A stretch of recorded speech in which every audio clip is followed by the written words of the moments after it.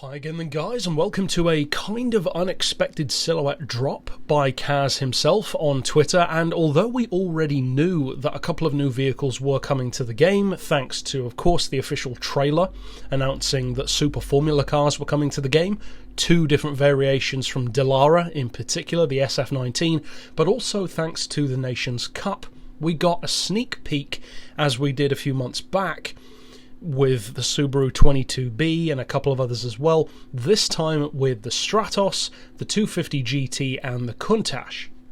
But now it's interesting that this has converged into something which I did not expect. They are coming together in one pack. I did not expect that at all. I thought that the two Super Formula cars would be a standalone thing, and that then the classic Italian cars that we've seen I thought would be part of next month's pack. But interestingly, that's not the case. They're putting them all together. Now this is another smaller update of 5 cars. I know a lot of people were annoyed by that, but you got to bear in mind it's the same month. So technically we've actually had, 10 cars this month, not 5. Now whether or not this will accompany a new circuit is yet to be seen. I would have thought that if it did accompany a new track, they would have probably highlighted it in the Nations Cup.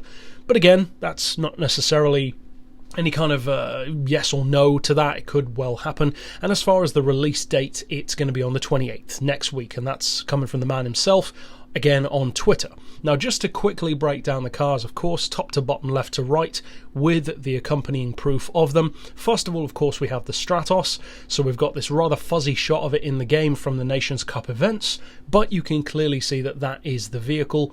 And thank you once again to the Discord community for the screen caps that I used for this, just like with the update video before. Next up we have the Countach, the 25th anniversary in particular. Of course we already have the older Countach, the more original spec. This one though was a pretty good car in GT6. I must admit I didn't use it all the time. It doesn't quite have the usability of the full-on classic due to this one's age, but it's still an interesting collector's piece. Of course it's a very significant car, probably a fairly expensive one. Next up though we have, speaking of expensive, what is undoubtedly going to be the most expensive vehicle of the pack, the Ferrari, the 250 GT. Now, before I get to the pricing on this one, I will say as well that an interesting little wrinkle regarding the Stratos was seen, wherein it appears to have a price tag of 600,000 credits, which again is interesting. That's a lot more than it was before, and it's way more than I would personally ever pay for something like a Stratos, but there you go. It's a classic, of course. But as far as this Ferrari, it will be interesting to see if the price goes up, because it was 7.5 million in the previous game. That's still pretty hefty for what it is, considering that it's not really like a full-on race car like the other ones are, the 250 GTO for example. But it could well be more. It could be 10 million, could be more. It wouldn't surprise me, to be honest, if it's 10 million, but we'll have to wait and see, obviously. And finally, we have technically 2 vehicles, but kind of one, and you can see the proof of the pudding in the actual trailer for it. The Dalaras, both variations of the SF19, with 2 entirely different engine options there as well. I spoke last time about the fact that I didn't think they would necessarily be paintable. It appears that they are paintable, which is a great thing. Of course, I'm glad to be wrong when it's something like that. The main reason why I thought they wouldn't be was based on the existing Mercedes, basically because we couldn't do it to that one either.